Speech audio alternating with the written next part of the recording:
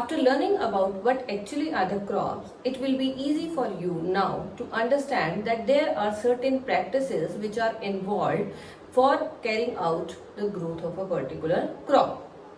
A farmer can get a good yield of crops only when farmer will follow certain steps in sequence. These cannot be just jumbled, they are to be followed in the same manner as I have written. So we will be discussing about all these practices in detail one by one. First I am just telling you which are these practices. Here I have written all the 7 practices which a farmer has to follow. Now first one is preparation of soil. Means before sowing the seeds, farmer has to prepare the soil so that it can easily help in growth of a particular seed. Then next I have written sowing. After sowing, then I have written adding manure and fertilizers. After adding manure, farmer has to do irrigation in the crop. Then farmer has to protect the crop from the weeds. Then farmer, after getting all that work, will have to harvest the crop, and it doesn't wind up there only. Then farmer has to store its production. Means all these steps are to be done in sequence to get a good yield of crops. So here I will be discussing about all these steps in detail, and will also be discussing about what are the tools which are actually required by the farmers to carry out all these processes. So first is preparation of soil. Now as you all know, soil is the main medium which is required for the growth of a particular plant, whether it is a normal plant or whether we are talking about a crop plant. So we have to prepare that soil in such a manner that plant will grow well in that particular soil by getting the amount of air it needs, water, nutrients, sunlight, as well as other important microorganisms which are present. So for that we have to prepare the soil. And why actually we need to prepare the soil? Why we need to just do this preparation of soil? This is because when you are preparing the soil, actually what you are doing is you are turning up the soil or loosening the soil. The benefit of loosening the soil is that it will allow the roots of the plants to go deep inside. And when the roots of the plants will go deep, they will grow more properly, they can get more of the water, they can get more of the nutrients from the soil where it is present. Apart from this, if the soil is properly loosened, then it will also ensure a proper growth of microorganisms along with earthworms. Earthworms, as you all know, is also considered as a farmer's friend because it will help in loosening of the soil. A loose soil will help in proper aeration and proper holding of water in it. So this will ensure a good growth of the plant which is growing in that particular soil. So for doing a proper preparation of the soil, we first go for the practice that is called as plowing or tilling. Here I have written 3 parts which are involved in the preparation of the soil. One by one we will be discussing. First one is the plowing. Plowing or tilling is basically turning and loosening of the soil. When we loosen the soil, it will have sufficient amount of air spaces in it. Along with turning of the soil, it will also help in increasing the number of microorganisms which will help in replenishing the nutrients in the soil, which are otherwise required by the crop plants which are growing in that particular soil. For doing the process of plowing or tilling, we need to have certain agricultural implements which are used since the old times when the agriculture has begun. So those are called as the traditional tools. I will be discussing about those tools first, and then I will explain you how these tools actually work. Here I have drawn 2 agricultural implements which are very commonly used by the farmers, and these are being used since ancient times. Now first I have drawn is the plow and second is the hoe. Let me explain you. Now in a plow you will find this is a long rod of wood which is called as plow shaft, and at one end of this there will be a triangular structure which has handle on one end which is used for holding while farmer is doing the plowing work, and on the other end you will find there is a triangular iron piece which is kept, and that is called as plowshare. So basically the purpose of plowshare is there for plowing the field because it is very sharply pointed at the end. Then it has a beam which is horizontally present and it is placed on the pair of bulls. This is one of the oldest tool which is used for plowing purpose, and since that time till date it is being used by the farmers which have a very small piece of land because it is convenient. It can be easily drawn by the bulls or camels, or sometimes farmer can easily pull this plow for plowing the field. Now it depends upon the size. If the farmer has very big size, then obviously farmer has to use animals. If it is a little small in size, then it can be easily drawn by the farmer also.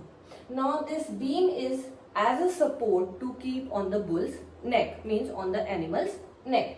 And this pointed end earlier was made up of wood, but with the time when there was iron age, then people used to start making this of iron because iron is very solid and it has pointed edge which will easily help in turning up of the soil.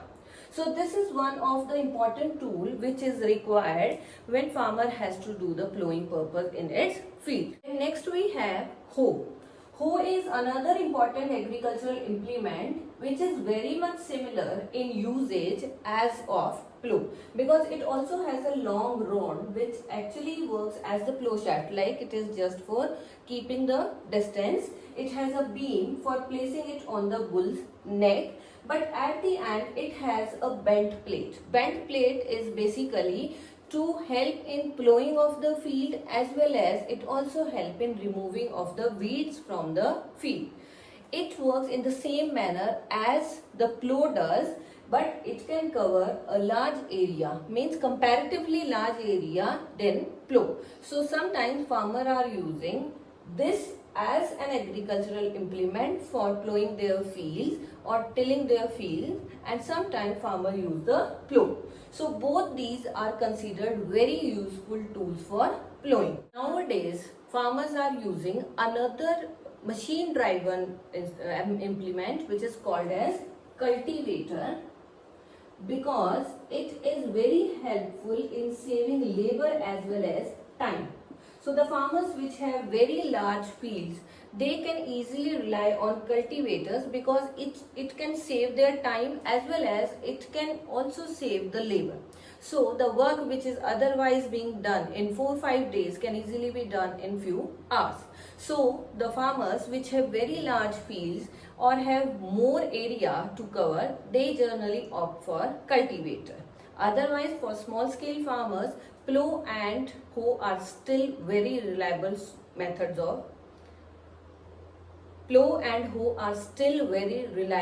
agricultural implement. So this is about the implements which farmers are using in the field for preparation of the soil. After plowing and tilling, then we have the next step in preparation of soil, that is called as leveling. Once we have totally turned up the soil or loosened the soil, it needs to be properly leveled, because until the soil is not level, it will be very difficult for farmer to irrigate the field. Means water cannot be given properly to each part of the field.